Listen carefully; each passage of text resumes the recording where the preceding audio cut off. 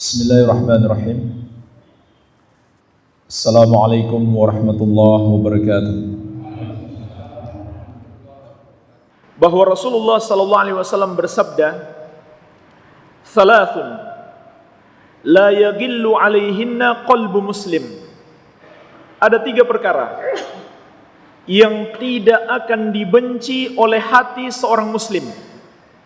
Ada 3 perkara yang tidak akan dibenci oleh hati seorang muslim. Ikhlasul amal lillah. Yang pertama adalah mengikhlaskan amalan, memurnikan amalan hanya untuk Allah Subhanahu wa taala. Wan nushu li a'immatil muslimin. Yang kedua, menasihati pemerintah muslim. Waluzumu jama'atihim.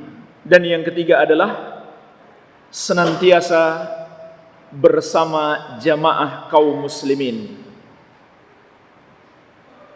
Fa inna da'watahum, karena sesungguhnya mendoakan pemerintah muslim, tuhitu min waraihim, akan menjaga mereka dari arah belakang mereka. Inilah jemaah sekalian, hadis yang insyaallah taala akan kita bahas pada kesempatan yang mulia ini.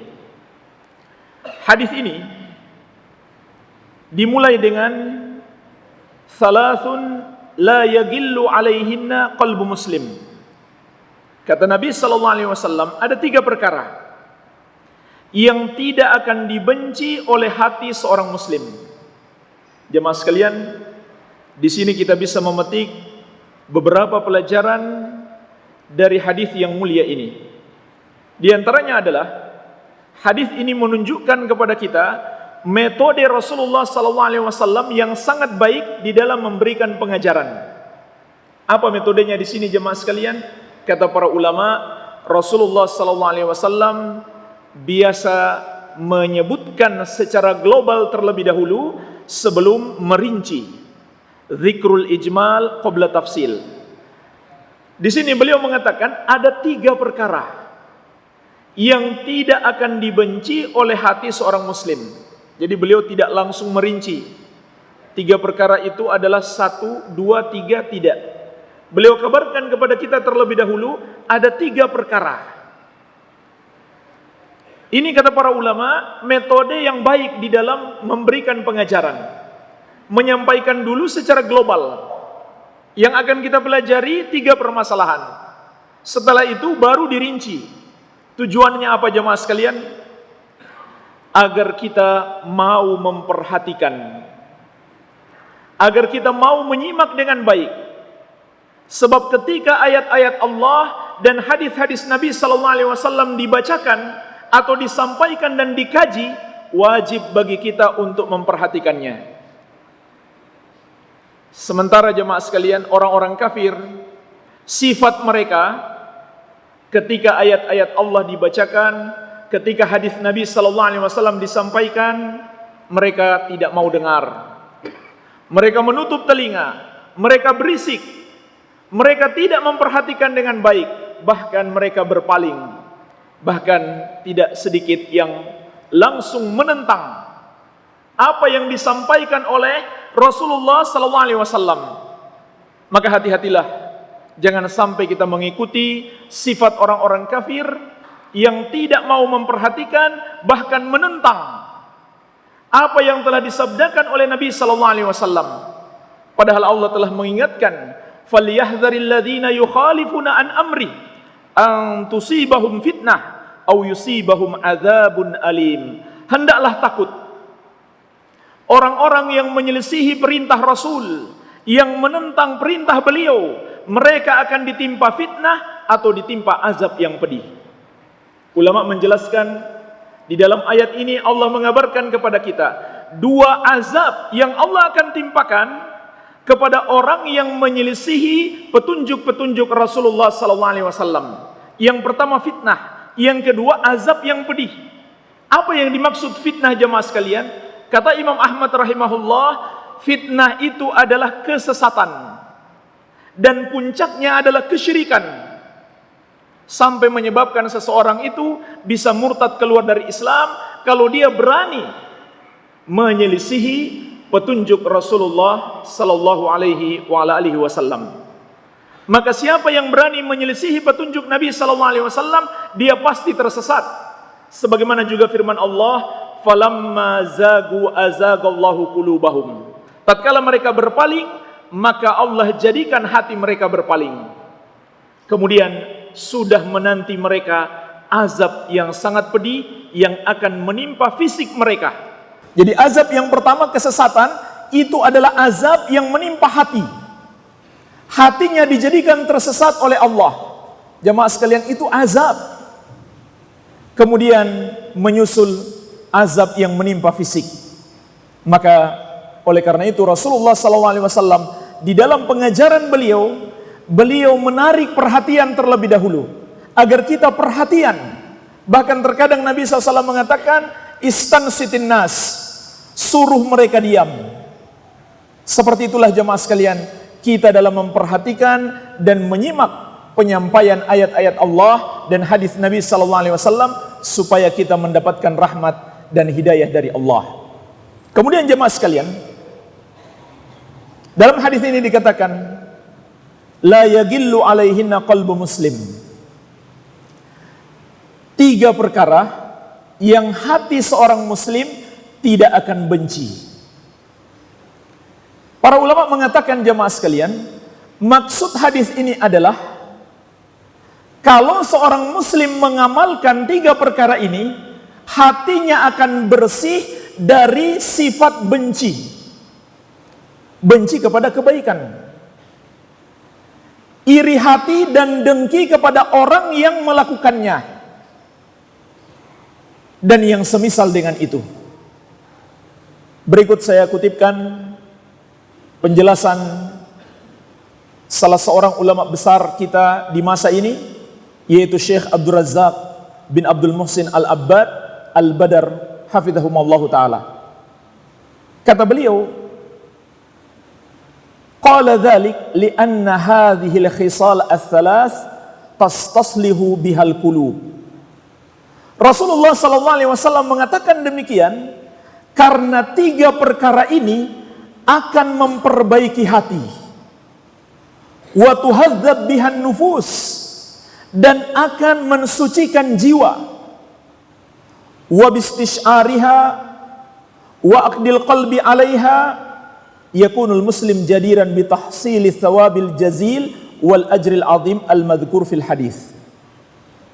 Dan dengan menghadirkan 3 perangai ini dalam diri kita, maksudnya kita amalkan, dan kita bertekad hati untuk selalu berpegang teguh dengannya, maka kita akan meraih pahala yang besar dan balasan yang setimpal yang disebutkan dalam hadis ini, yaitu hilangnya kebencian, hilangnya rasa iri hati dan dengki kepada kebaikan dan orang-orang yang mengamalkan kebaikan.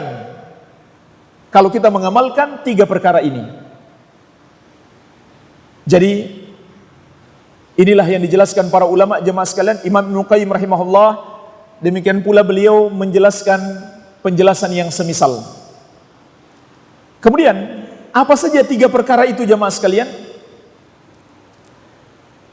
Kata Rasulullah SAW, yang pertama adalah ikhlasul amal lillah, mengikhlaskan amalan hanya untuk Allah. Inilah yang pertama jemaah sekalian, yang akan membuat hati kita bersih dari kotoran-kotoran, terutama kotoran terbesar, yaitu kesyirikan dan kekufuran. Dengan mengikhlaskan semua amal ibadah kita hanya untuk Allah semata-mata, maka kita akan selamat dari berbagai macam kesyirikan dan kekufuran. Karena jemaah sekalian, mengikhlaskan amalan artinya melepaskan amalan kita dari berbagai macam noda-noda kesyirikan dan kotoran-kotoran kekafiran. Dan jemaah sekalian, karena itulah kita akan mendapatkan pahala dari Allah. Sebaliknya jemaah sekalian, orang yang mengotori amalannya dengan kesyirikan, maka amalannya akan hancur, akan musnah. Sebagaimana yang Allah telah ingatkan di dalam banyak ayat. Di antaranya dalam surat Az-Zumar ayat ke-65. Allah Subhanahu wa taala berfirman, "La in asyrakta la yahbatanna amaluka." Kalau kamu mempersekutukan Allah, maka terhapuslah amalanmu. Ini bahayanya jemaah sekalian. Perbuatan dosa syirik akan menghapuskan amalan kita. Demikian pula dalam surat Al-An'am ayat ke-88. Walau asyraku lahabita anhum ma kanu ya'malun. Seandainya mereka melakukan syirik, maka terhapuslah amalan-amalan yang mereka kerjakan. Ini jemaah sekalian yang perlu kita waspadai. Kalau kita tidak memurnikan ibadah kita hanya untuk Allah, kita berikan kepada selain Allah, maka musnah semua amalan kita. Jadi misalkan jemaah sekalian, ada orang yang rajin sholat, bahkan rajin ke masjid sholat berjamaah. Sebulan penuh dia berpuasa di bulan Ramadan. Dia juga berzakat dan naik haji. Tetapi jemaah sekalian, ada satu ibadahnya, satu saja, enggak banyak, dia berikan kepada selain Allah, maka semua amal ibadahnya terhapus. Itu yang Allah katakan, la in asyrakta la yahbatanna amaluka. Kalau kamu melakukan syirik, terhapuslah amalanmu. Namun sangat disayangkan jemaah sekalian, ternyata masih banyak orang yang mengaku muslim, mengaku beribadah hanya kepada Allah, namun masih mempersembahkan sebagian ibadahnya kepada selain Allah. Sebagai contoh jemaah sekalian, masih ada orang yang mengaku muslim, bahkan dia juga sholat, dan setiap sholatnya dia mengatakan, iyyaka na'budu wa iyyaka nasta'in, hanya kepadamu kami beribadah dan hanya kepadamu kami mohon pertolongan. Tapi ternyata ketika dia butuh pertolongan, dia cari kuburan-kuburan keramat untuk meminta kepada penghuni kubur, atau dia cari tempat-tempat keramat yang dia yakini di situ ada penguasanya yang bisa mengabulkan doanya.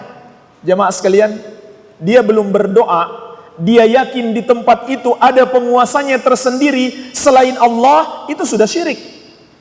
Apa ada yang berkuasa di muka bumi ini selain Allah? Apalagi kalau dia bermohon, berdoa kepada makhluk tersebut.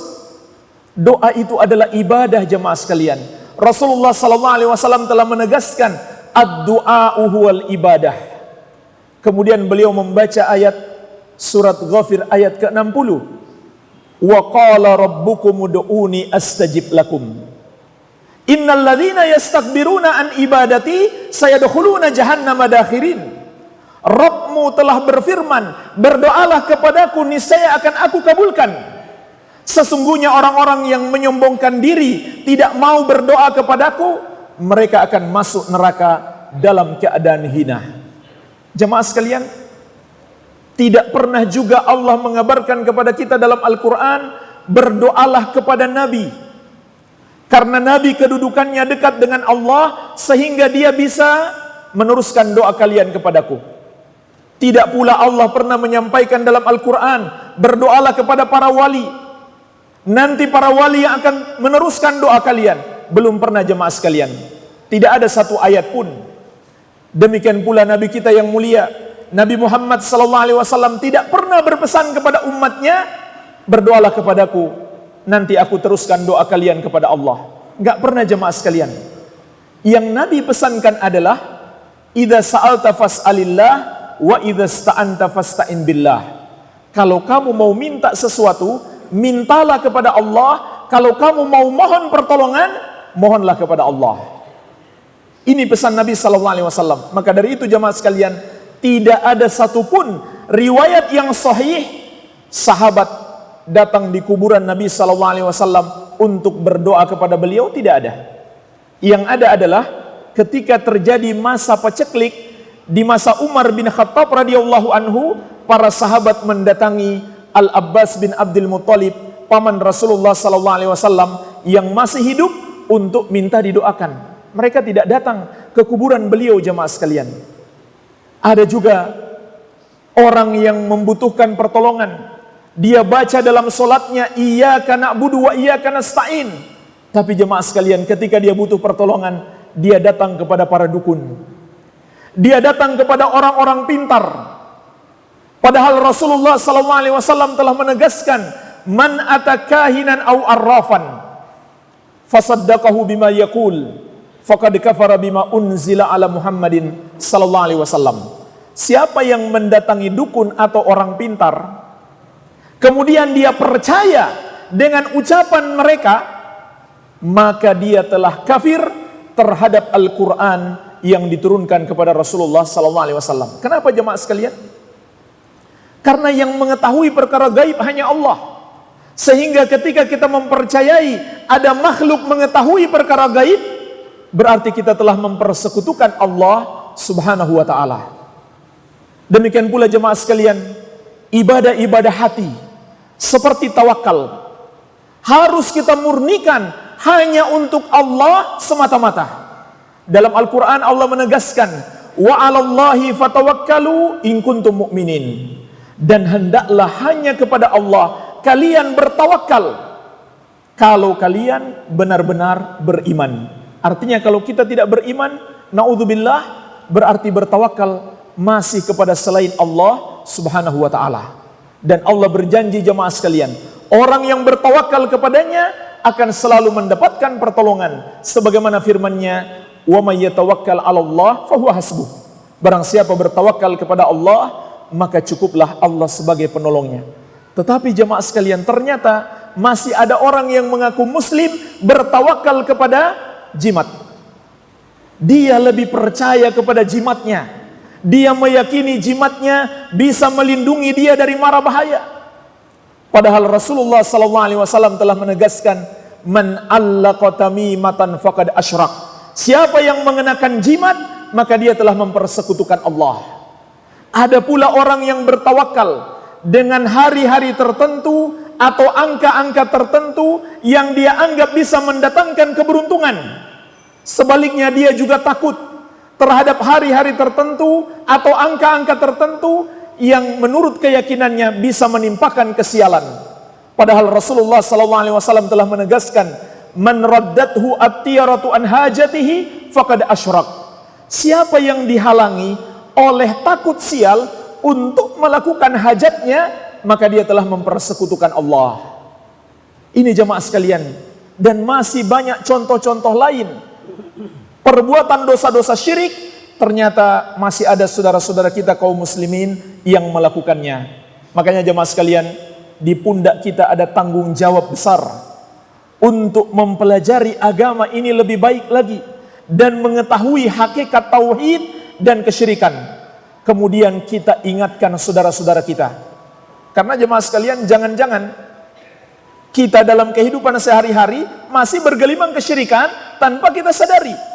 Jangan-jangan di tengah-tengah keluarga kita masih melakukan berbagai macam praktek kesyirikan tanpa mereka sadari. Maka ingatlah, di pundak kita ada tanggung jawab untuk mendakwahi saudara-saudara kita. Dakwah jemaah sekalian, berdakwah kepada saudara-saudara kita dan berdakwah kepada orang-orang yang memang belum masuk Islam. Ini tugas kita. Kalau bukan kita yang melakukannya jemaah sekalian, siapa lagi? Bahkan Allah telah menetapkan seseorang itu belum pantas disebut sebagai pengikut Rasulullah SAW sebelum dia mengemban tugas dakwah ini. Di dalam surat Yusuf ayat 108 Allah menegaskan, kul hadhihi sabili ad'u ilallahi ala basiratin ana wa manittaba'ani wa subhanallahi wa ma ana minal musyrikin. Katakan wahai Muhammad, inilah jalanku, yaitu aku mengajak kepada Allah berdasarkan ilmu. Aku dan orang-orang yang mengikuti aku juga berdakwah kepada Allah berdasarkan ilmu. Maha suci Allah dan aku tidak termasuk orang-orang yang mempersekutukannya. Maka berdasarkan ayat ini jemaah sekalian, ulama mengatakan seseorang yang belum berdakwah, belum mengajak manusia benar-benar beriman, belum mengajak manusia masuk Islam, dia belum pantas disebut sebagai pengikut Rasulullah sallallahu alaihi wasallam. Karena Allah memerintahkan nabinya, katakan wahai Muhammad, aku dan orang-orang yang mengikuti aku berdakwah kepada Allah berdasarkan ilmu. Berdasarkan ilmu jamaah sekalian. Dakwah itu jangan hanya bermodal semangat belaka, tetapi harus berdasarkan ilmu. Apa yang kita sampaikan kita pastikan berdasarkan ilmu yang berasal dari Allah dan Rasulnya. Kemudian jemaah sekalian, itu syirik besar, akan menghapuskan semua amalan kita. Ada juga syirik kecil yang menghapuskan amalan yang menyertainya. Contohnya jemaah sekalian, orang yang beribadah niatnya tidak murni karena Allah. Dia niat karena Allah, tapi sekaligus dia juga ingin dipuji orang. Inilah yang disebut dengan riya. Rasulullah sallallahu alaihi wasallam menegaskan, "Inna akhwafa ma akhafu alaikumus syirkul asghar fasu'ila anhu faqala riya." Sungguh yang paling aku takutkan menimpa kalian adalah syirik kecil. Beliau ditanya, "Ya Rasulullah, apa syirik kecil itu?" Maka Nabi sallallahu alaihi wasallam mengatakan, itulah riya. Orang yang beribadah tidak murni niatnya karena Allah. Dia juga pingin memperlihatkannya kepada orang lain, atau sum'ah. Dia pingin diperdengarkan kepada orang lain supaya dia mendapatkan pujian. Maka jemaah sekalian, amalannya tidak diterima oleh Allah Subhanahu wa taala. Bukan hanya tidak diterima, tetapi dia mendapatkan dosa terbesar. Dosa terbesar setelah syirik besar, yaitu syirik kecil. Jadi jemaah sekalian, syirik kecil itu jangan kita mengira dosa kecil, tidak. Syirik kecil itu adalah dosa terbesar setelah syirik besar. Makanya Nabi SAW mengatakan kepada para sahabat, orang-orang yang paling takwa dan paling berilmu, yang paling aku takutkan menimpa kalian adalah syirik kecil, yaitu riya. Maka kita semestinya yang lebih takut, lebih waspada, lebih berhati-hati lagi. Jangan sampai ibadah kita ada niat yang lain selain mencari keridhaan Allah Subhanahu wa taala dan balasan surganya serta selamat dari nerakanya. Maka jemaah sekalian, harus senantiasa kita kontrol niat kita, jaga niat kita, jangan sampai keluar dari kemurniannya. Ini yang pertama jemaah sekalian. Mengikhlaskan ibadah kita hanya untuk Allah. Maksudnya adalah melepaskan diri kita dari semua bentuk kesyirikan, syirik besar maupun syirik kecil. Maka siapa yang melakukannya, hatinya akan bersih dari penyakit hati yang paling besar dosanya, yaitu kesyirikan dan kekufuran. Ini yang pertama. Kita masuk yang kedua.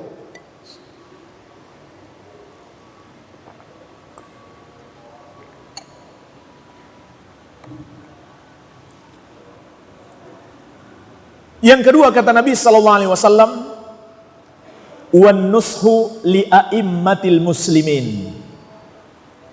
Menasihati pemerintah muslim. Inilah jemaah sekalian, satu amalan, barang siapa yang melakukannya, hatinya akan bersih. Bersih dari kebencian dan sifat permusuhan serta iri hati dan dengki kepada pemerintah. Inilah salah satu petunjuk Nabi Muhammad sallallahu alaihi wasallam, menasehati pemerintah muslim. Apa yang dimaksud menasehati di sini jemaah sekalian? Jangan kita pahami menasehati itu seperti terbatas dalam bahasa Indonesia. Kalau bahasa Indonesia itu menasehati berarti memberi wejangan, memberi nasihat, memberi petuah-petuah. Tetapi di dalam bahasa Al-Quran dan Sunnah, menasehati itu lebih luas maknanya. Berikut saya bacakan penjelasan Syekh Abdul Razak Al-Badar hafizahullah ta'ala. Beliau mengatakan, "Hadza aidan munafin lil ghil wal gish." Perangai ini, perkara ini, amalan ini juga akan menghilangkan kedengkian dan kecurangan dalam hati kita. Fa innan nasihata liwulatil umur la tujami'ul gil idh hiya didduh. Karena menasihati pemerintah tidak akan bersatu dengan sifat permusuhan atau kedengkian, karena itu adalah lawannya. Lawan daripada menasihati adalah membenci, memusuhi, dan dengki. Jadi makna nasihat luas. Faman nasahal a'immah wal ummah faqad bari'a minal gil. Maka siapa yang menasihati para pemimpin dan umat, dia selamat dari kebencian hati, kedengkian dan kedongkolan serta sifat permusuhan. Kemudian beliau menjelaskan, wan nushu li ulil amri minal muslimin innama yakunu bis-sam'i wat ta'ah lahum fil mansyati wal makrah. Dan memberi nasihat kepada pemerintah muslim adalah dengan cara menaati, mendengar dan taat kepada mereka dalam kondisi lapang maupun dalam kondisi susah. Ini jemaah sekalian, masuk di dalam cakupan memberi nasihat. Ini yang dimaksud dalam hadis Nabi SAW. Bukan sekedar kita beri wejangan. Tentunya itu termasuk. Kalau kita punya akses kepada pemerintah misalkan, kita berikan nasihat. Apalagi kalau masih keluarga kita. Terlebih lagi yang lebih muda daripada kita. Jangan segan-segan untuk menyampaikan nasihat yang baik. Berikan masukan yang baik. Sebab tidak sedikit ada pembisik-pembisik yang buruk yang bisa menyebabkan kebijakan pemerintah itu menjadi tidak baik. Ini jemaah sekalian, termasuk penyebab rusaknya pemerintah. Karena pembisik-pembisik yang buruk di sekitarnya. Maka kita jangan diam. Kita berusaha memberikan masukan-masukan yang baik.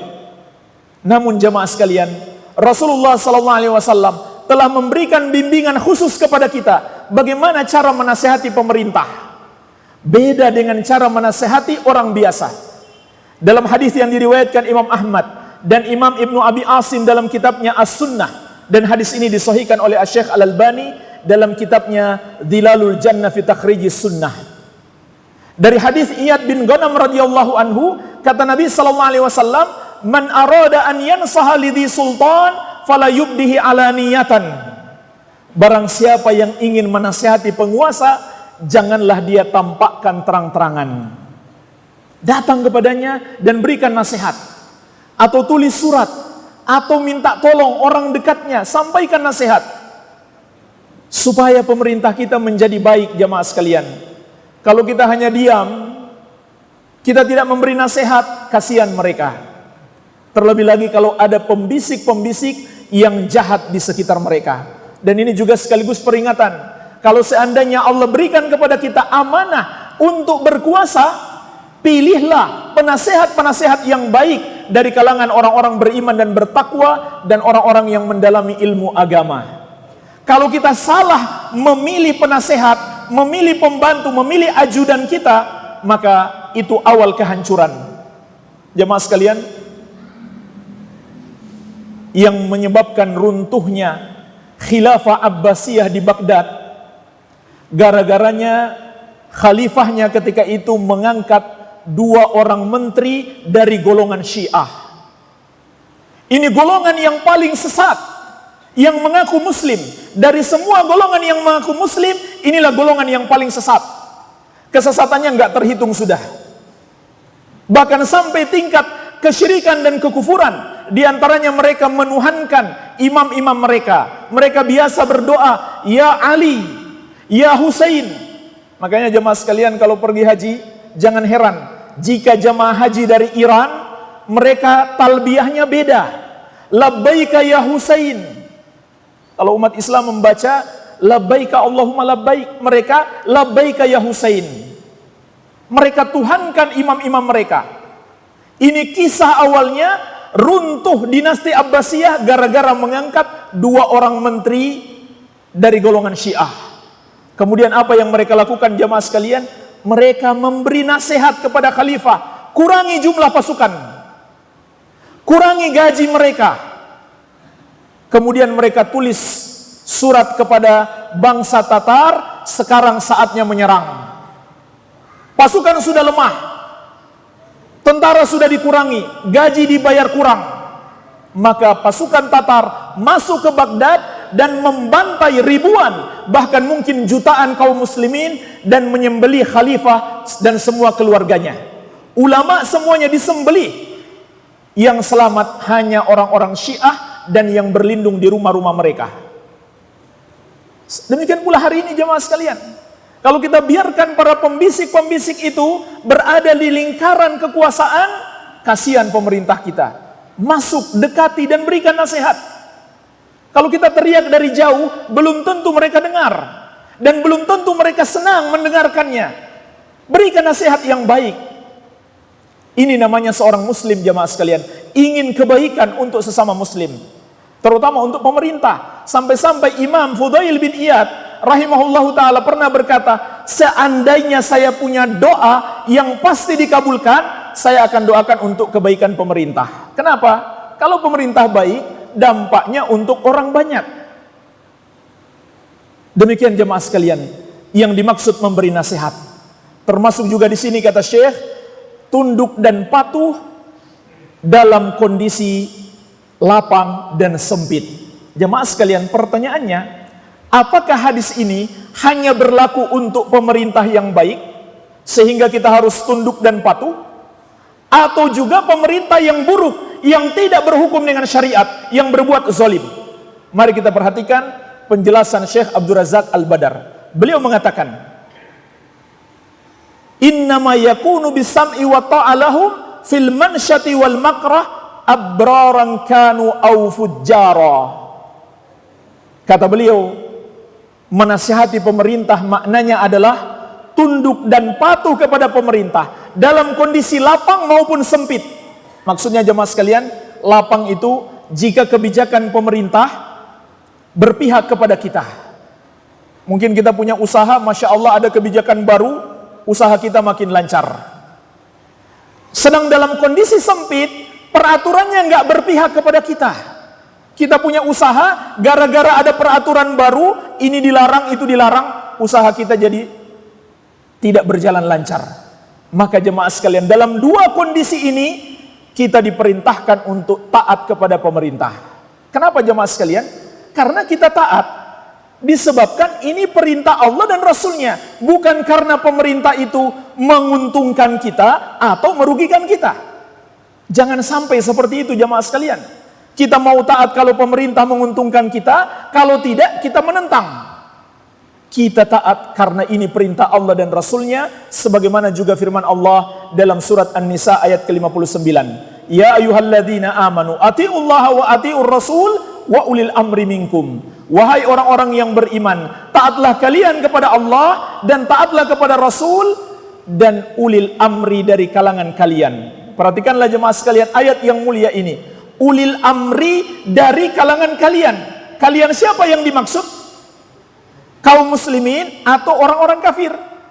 Kaum muslimin. Artinya Allah memerintahkan kita, selama pemerintah itu masih muslim, wajib bagi kita untuk tunduk dan patuh. Oleh karena itu kata Syekh, abraran kanu au fujjara. Apakah mereka pemerintah yang baik atau pemerintah buruk, suka melakukan kezaliman dan dosa-dosa? Rasulullah SAW memberi wasiat kepada kita untuk selalu taat. Dalam hadis yang lain, diriwayatkan Imam Abu Daud, At-Tirmidzi dan yang lainnya, dari sahabat yang mulia Al-Irbad bin Sariyah radhiyallahu anhu, Rasulullah SAW juga berpesan. Beliau bersabda, usikum bitaqwallahi azza wa jalla was-sam'i wat-ta'ah wa in ta'ammara 'alaikum abdan wa in ta'ammara 'alaikum abdun habasyiyun. Aku wasiatkan kepada kalian untuk bertakwa kepada Allah Subhanahu wa taala serta mendengar dan taat kepada pemerintah kalian meskipun yang memerintah kalian adalah seorang budak dari negeri Habasyah. Jemaah sekalian, pertanyaannya, seorang budak dari negeri Habasyah mungkinkah memerintah dengan syariat? Jawabannya nggak mungkin. Jawabannya tidak mungkin. Kenapa nggak mungkin jamaah sekalian? Karena untuk dipilih jadi pemimpin saja, menurut syariat dia sudah nggak layak. Bisa dibuka dalam buku-buku fikih, ulama 4 mazhab bahkan seluruh ulama sepakat budak itu nggak boleh memimpin, nggak boleh. Sepakat ulama, sama dengan orang kafir. Ulama juga sepakat nggak boleh memimpin. Iya. Sebagaimana ulama sepakat kalau orang kafir memimpin kaum muslimin, maka dia harus dilengsarkan jika tidak memunculkan kemudaratan yang lebih besar. Adapun kalau budak muslim, Nabi SAW berpesan, seandainya dia berkuasa atas kalian, kalian harus mendengar dan taat. Padahal dia nggak layak memimpin, dan dia pasti meraih kepemimpinan dengan cara yang salah. Sebab kalau dengan cara yang benar, dia sudah nggak layak memimpin. Budak itu statusnya memimpin diri sendiri saja, dia nggak layak. Dia milik tuannya. Tapi seandainya dia muslim dan dia berhasil memimpin walaupun dengan cara yang salah, Rasulullah SAW telah berpesan kepada kita, walaupun budak dari Habasyah yang hitam legam, dalam hadis yang lain yang rambutnya keriting, yang jelek rupanya, kalian wajib mendengar dan taat. Makanya kata Syekh, abraran ka'anu au fujjara, pemerintah yang baik maupun yang zolim. Namun saya juga menjelaskan, wa innamat ta'ah fil ma'ruf. Taat yang dimaksud di sini adalah hanya dalam kebaikan. Fa in umiru bi maksiatillah fala ta'ata lil makhluk fi maksiatil khaliq. Kalau mereka menyuruh kita berbuat maksiat kepada Allah, maka tidak boleh taat kepada siapapun dalam berbuat maksiat kepada Allah. Tapi jamaah sekalian, itu tidak bermakna kita boleh melengsarkan mereka. Jadi seandainya ada pemerintah muslim menyuruh kita berbuat dosa, kita nggak boleh taat. Tapi apakah itu bermakna kita boleh melengsarkan mereka? Jawabannya tidak boleh jamaah sekalian. Bahkan sepakat ulama itu tidak boleh kita lakukan. Sepakat ulama tidak ada perbedaan pendapat seorang muslim yang memimpin walaupun dia fasik pelaku dosa-dosa besar tidak boleh dilengsarkan. Berikut saya kutipkan satu nukilan kesepakatan ulama disebutkan oleh Imam Nawawi rahimahullah dalam kitabnya Syarah Muslim juz ke-12 halaman 229. Beliau berkata, wa ajma'a ahlus sunnah annahu la yan'azilu sultan bil fisqi. Ahlus sunnah sepakat bahwasannya pemimpin itu tidak boleh dilengsarkan hanya karena kefasikan. Kefasikan itu artinya dosa-dosa besar yang tidak sampai membuat dia murtad keluar dari Islam.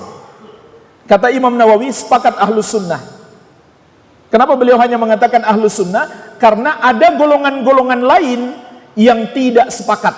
Mereka akan menentang dan melengsarkan penguasa walaupun masih muslim kalau melakukan kezaliman. Disinilah perbedaan di antara perbedaan antara ahlus sunnah dan golongan-golongan yang menyimpang.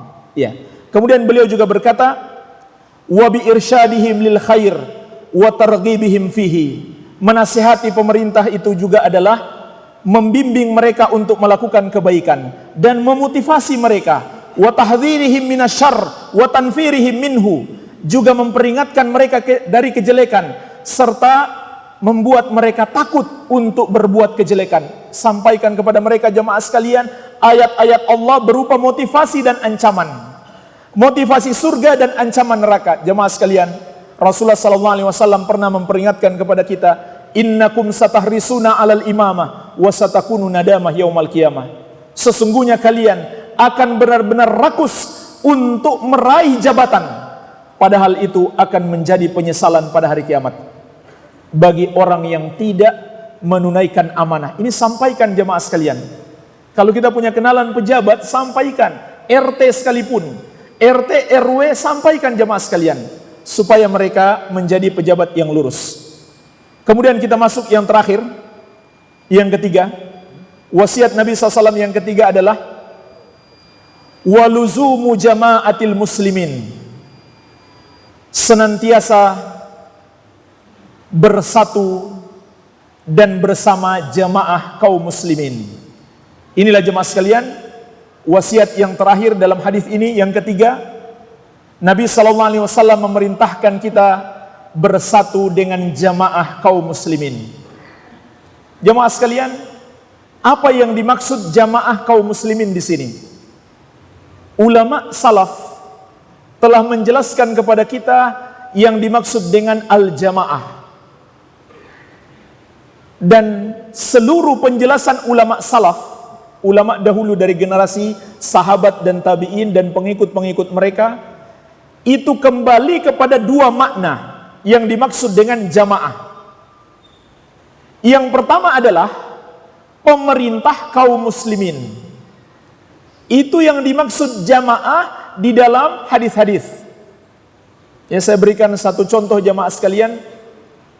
Hadis riwayat Bukhari dan Muslim dari Ibnu Abbas radhiyallahu anhuma.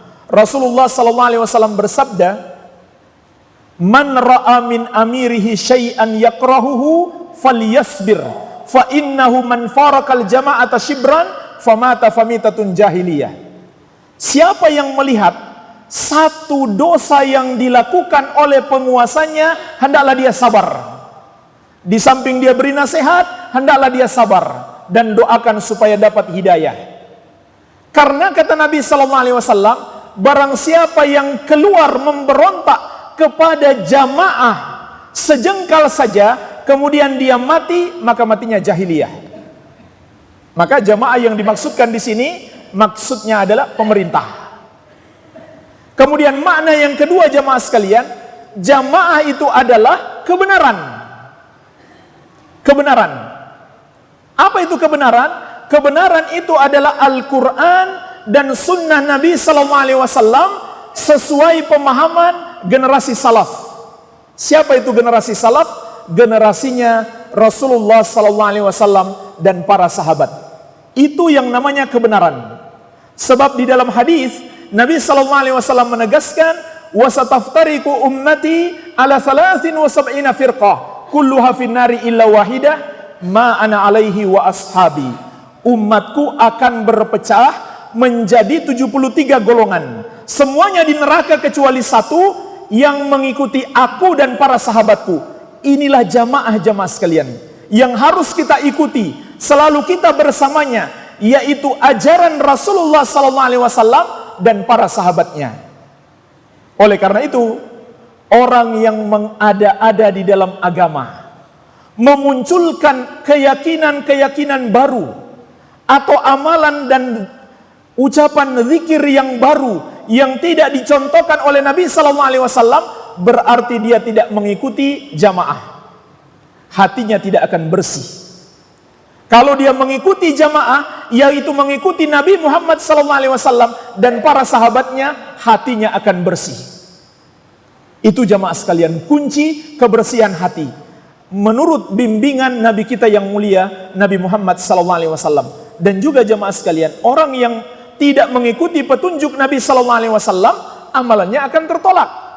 Sebagaimana Nabi SAW telah menegaskan, man amila amalan laisa alaihi amruna fahuwa raddun. Barang siapa mengerjakan satu amalan yang tidak ada padanya petunjuk dari kami, maka amalan tersebut tertolak. Maka jemaah sekalian, agar kita selamat dari kotoran hati, agar hati kita menjadi bersih, kita harus senantiasa meneladani Rasulullah SAW dan para sahabat. Ini yang dimaksud dengan jamaah. Makanya jemaah sekalian, jamaah dalam Islam bukan sekedar asal kumpul, kita bareng, jalan bareng, enggak gontok-gontokan, bukan sekedar itu jemaah sekalian. Itu penting. Umat Islam saling berkasih sayang, bersama-sama, tidak saling benci, saling memberi nasihat. Kalau ada saudara kita salah, kita berikan nasihat, jangan didiamkan, kasihan dia karena kita cinta kepadanya. Tapi jemaah sekalian, jamaah bukan sekedar itu. Jamaah itu adalah ikut kepada kebenaran. Ibnu Mas'ud radhiyallahu anhu berkata, al-jama'atu ma wafaqal haqqa wa in kunta wahdak. Jamaah itu adalah yang sesuai dengan kebenaran meskipun engkau seorang diri. Jadi nggak harus banyak orang untuk jadi jamaah. Seorang diri mengikuti ajaran yang benar, ajaran Nabi SAW dan para sahabatnya, jadi berjamaah. Banyak orang tetapi menyelisihi petunjuk Nabi SAW, itu yang disebut orang-orang yang berpecah belah dalam agama, walaupun jumlahnya banyak. Karena Allah mengatakan, wala tattabi'us subula fatafarraqa bikum an sabili. Jangan kamu mengikuti jangan kamu mengikuti jalan-jalan yang lain selain jalan Allah dan Rasulnya, yang akan mencerai-beraikan kalian dari jalan Allah. Terakhir sekali jemaah sekalian, Nabi SAW mengatakan, fa inna da'watahum tuhitu min waraihim. Sesungguhnya mendoakan pemerintah akan menjadi benteng dari arah belakang mereka. Jadi jemaah sekalian, ini terkait dengan perkara yang kedua, memberi nasihat, termasuk di situ adalah mendoakan pemerintah. Nabi SAW mengatakan, doa kita jemaah sekalian, seandainya kita nggak punya akses untuk memberi nasihat, kita masih punya doa. Dan itu jauh-jauh lebih bermanfaat daripada kita mencaci maki, daripada kita menggibah. Bukankah menggibah seorang muslim itu haram jemaah sekalian? Dosa yang sangat besar, seperti kita memakan bangkai saudara kita. Lebih baik kita doakan. Doakan dengan penuh keikhlasan, tanpa ada kebencian. Doakan yang baik kepada pemerintah kita supaya Allah memperbaiki mereka.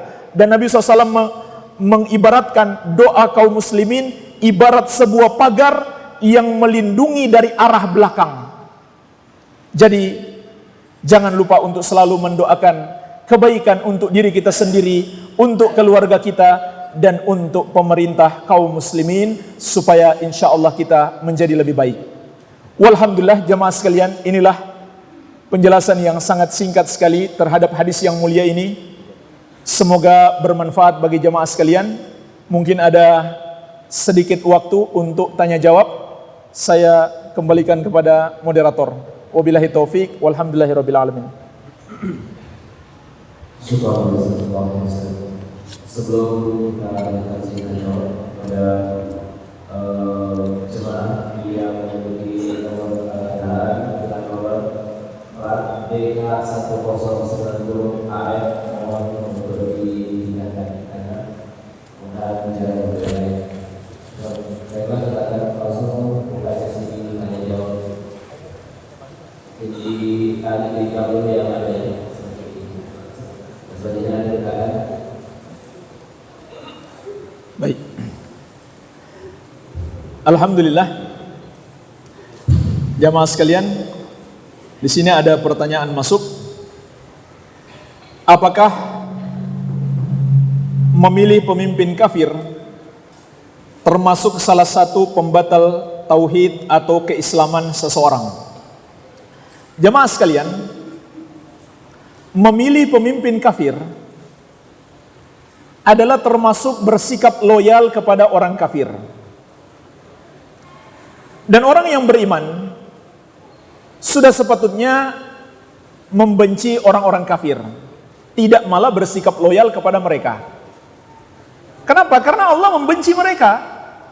Nggak mungkin orang yang beriman kepada Allah, dia mencintai dan bersikap loyal kepada orang yang Allah benci. Bahkan orang yang memusuhi Allah dan Rasulnya. Makanya jemaah sekalian, meskipun katakanlah seorang calon pemimpin, kita lihat kinerjanya baik, dia baik kepada rakyat, bahkan secara pribadi kepada kita pun baik. Secara pribadi kepada kita dia baik. Tapi jemaah sekalian, orang itu ternyata suka mencaci maki orang tua kita. Dia benci sekali sama orang tua kita, suka menyakiti hati orang tua kita. Kira-kira kita masih mau mendukungnya atau tidak? Kalau orang punya akal tentunya dia nggak mau mendukung. Kalau dia cinta orang tuanya, tentu dia akan benci juga kepada orang yang membenci orang tuanya. Orang tuanya nggak salah apa-apa, dibenci, maka dia juga akan balas membenci. Maka jemaah sekalian, bagaimana kalau dia membenci Allah dan Rasulnya? Bagaimana kalau dia menghina Allah dan Rasulnya? Dia mencaci maki Allah dan Rasulnya? Pantaskah kita mendukungnya? Lebih tidak pantas lagi. Oleh karena itu dalam surat Al-Mujadalah ayat ke-22 Allah mengatakan, La tajidu qauman yu'minuna billahi wal yawmil akhir yuwadduna man haddallaha wa rasulah. Engkau tidak akan dapati satu kaum yang benar-benar beriman kepada Allah dan hari akhir, berkasih sayang, bersikap loyal kepada orang-orang yang memusuhi Allah dan Rasulnya. Itu nggak mungkin terjadi kalau orang itu imannya benar. Tapi jemaah sekalian, apakah sampai batal imannya? Jawabannya tergantung. Ulama menjelaskan ada dua tingkatannya.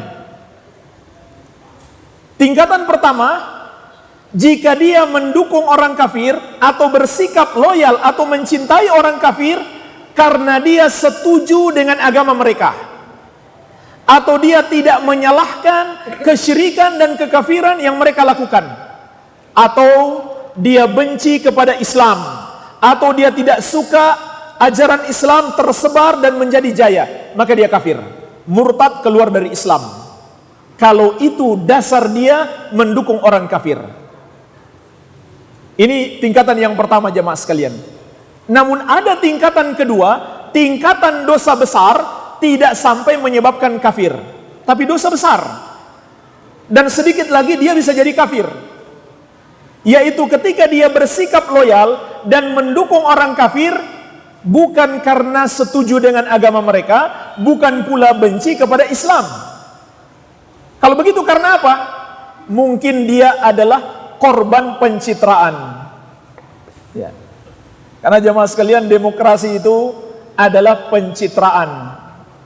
Makanya kurang tepat kalau orang mengatakan demokrasi itu suara rakyat, suara mayoritas. Demokrasi itu adalah suara segelintir orang yang punya uang untuk membeli media.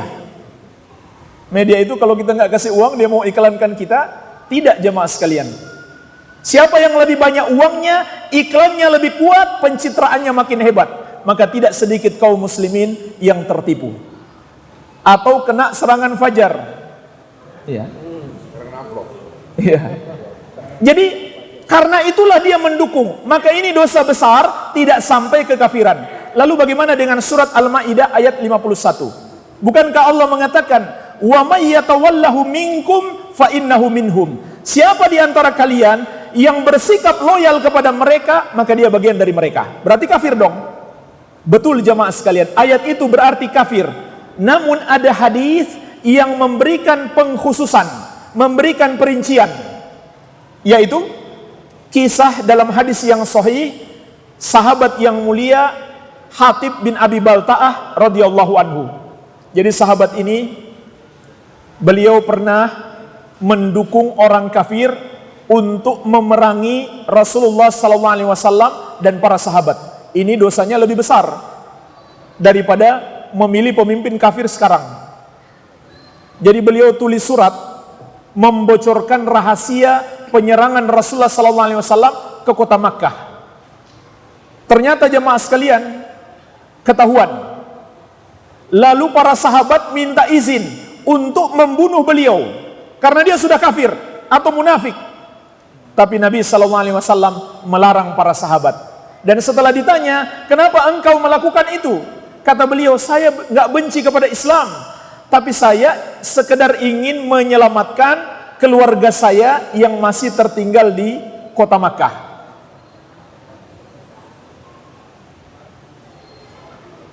Yang masih tertinggal di kota Makkah. Jadi Nabi SAW tidak mengkafirkan beliau dan tidak mengizinkan para sahabat membunuh beliau. Iya. Apakah seorang munafik meninggal dunia tidak boleh disolatkan? Sudah habis waktu, akhi? Masih ada waktu? Iya. Tolong kasih tahu kalau habis waktu ya. Iya. Baik. Pertanyaan yang kedua, apakah seorang munafik meninggal dunia tidak boleh disolatkan?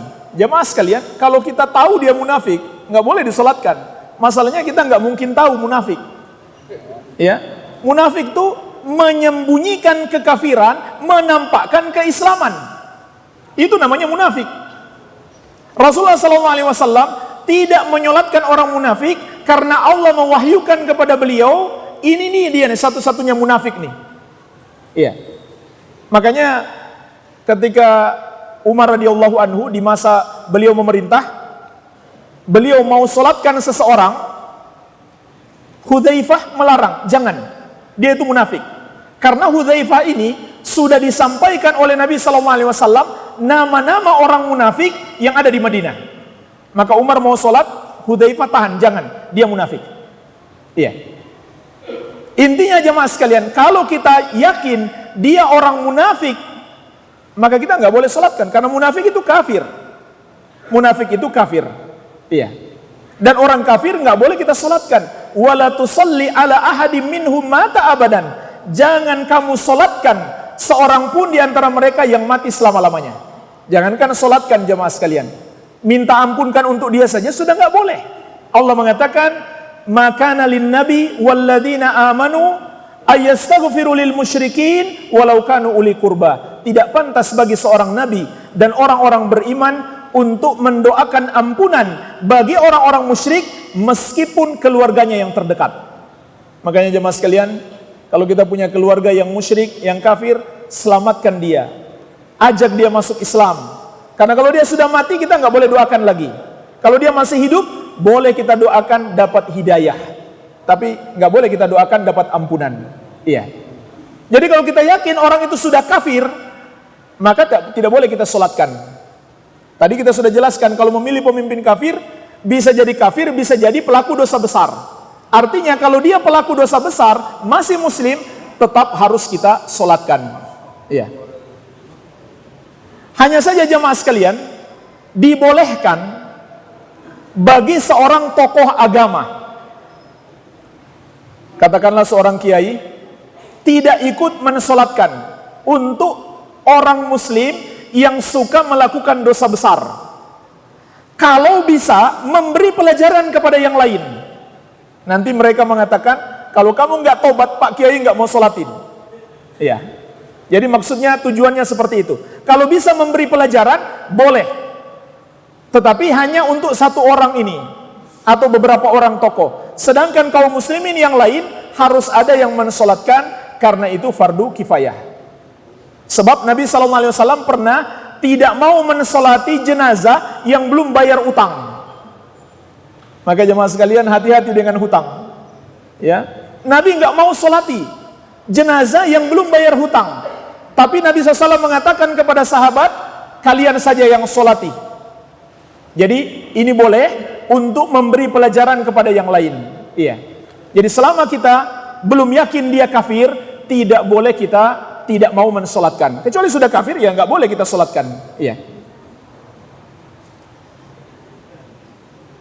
Apakah orang-orang yang duduk bersama orang-orang yang memperolok-olok ajaran Islam itu seperti dikatakan kafir? Iya. Bisa saja jemaah sekalian, orang yang duduk-duduk bersama dengan orang-orang yang mempermainkan ayat Allah, dia menjadi kafir. Kenapa? Karena hadirnya dia di situ menunjukkan dia setuju.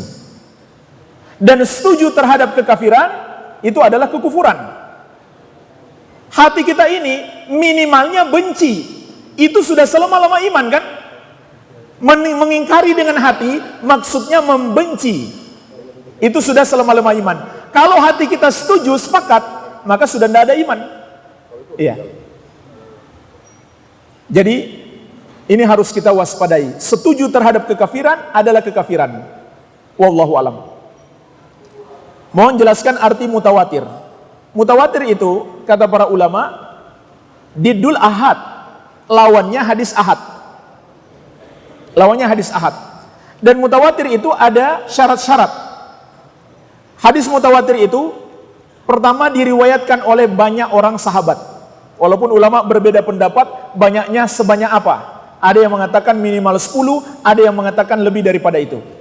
Kemudian banyaknya perawi ini di semua tingkatan sanad. Karena sanad itu kan ada tingkatan. Di semua tingkatannya sama banyak. Kemudian diriwayatkan secara mahsus, seperti aku mendengar, aku melihat. Iya, ini diantara syarat-syarat mutawatir, dan ini bisa lebih diperdalam di dalam buku-buku mustalahul hadis. Iya.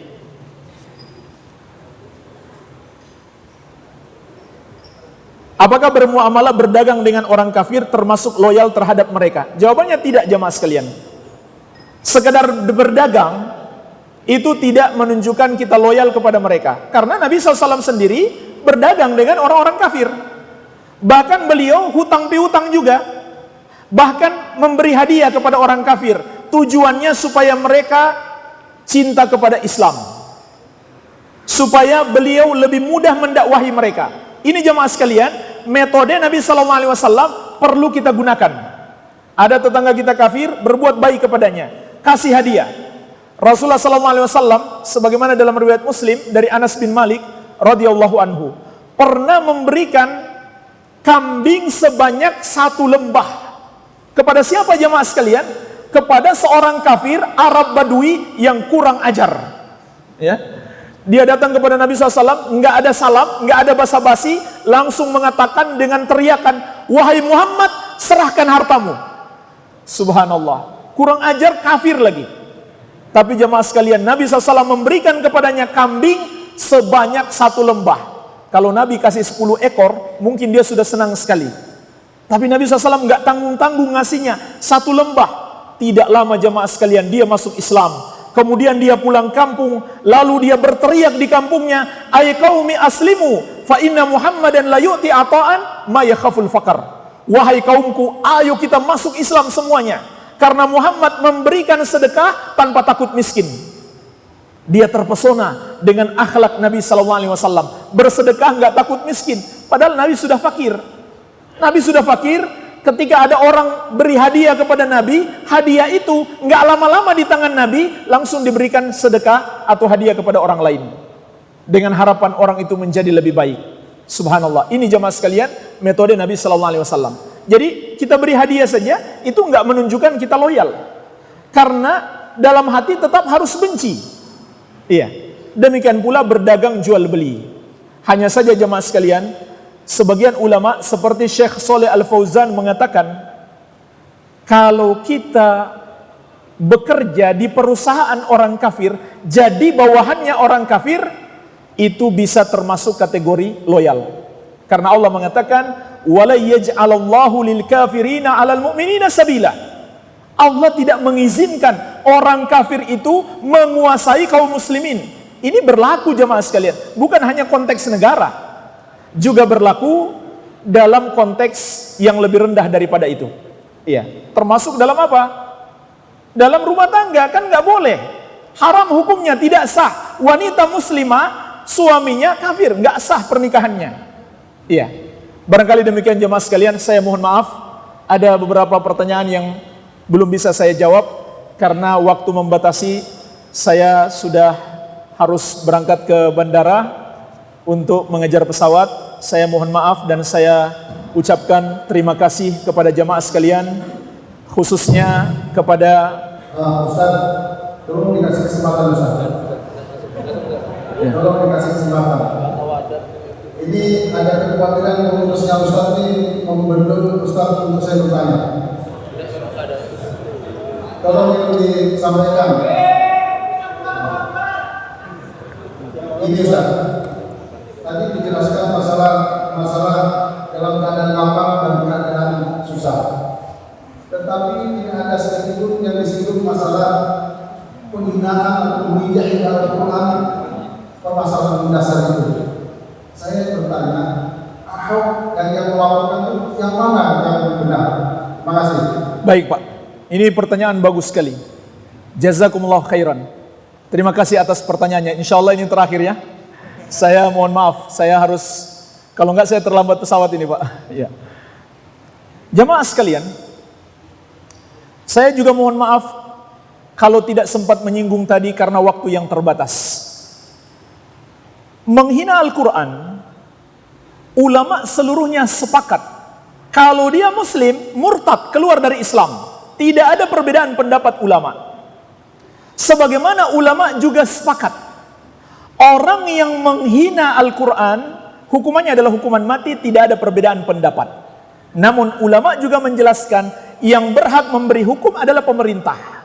Maka kita berusaha memberi nasihat yang baik kepada pemerintah, semoga orang yang bersalah itu dihukum. Jamaah sekalian, seandainya dia muslim, dia murtad, kafir, keluar dari Islam, Allah Subhanahu wa taala berfirman, "Qul abillahi wa ayatihi wa rasulihi kuntum tastahzi'un la ta'tadiru qad kafartum ba'da imanikum."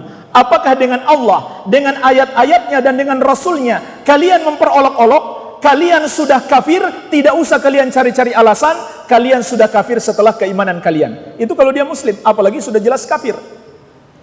Maka yang perlu kita nasihati, satu, pemerintah. Yang kedua, kaum muslimin yang dibodoh-bodohi oleh media untuk memilih orang kafir itu. Nasihati jamaah sekalian, kasihan saudara-saudara kita kaum muslimin itu. Berikan pemahaman yang baik. Mereka masih muslim, kalau kita langsung mencela mereka juga, mereka nanti nggak mau mendengar nasihat kita. Coba didekati dan nasihati mereka, ingatkan, ini masalah akidah, imannya bisa batal kalau dia mendukung penista agama. Bisa batal, dan tadi sudah kita sebutkan. Orang yang setuju dengan orang yang memperolok-olok agama atau memperolok-olok ayat Allah, dia kafir. Tetapi kalau dia tidak setuju, dia mendukung orang kafir itu karena dia korban media, maka dia pelaku dosa besar, tidak sampai kafir.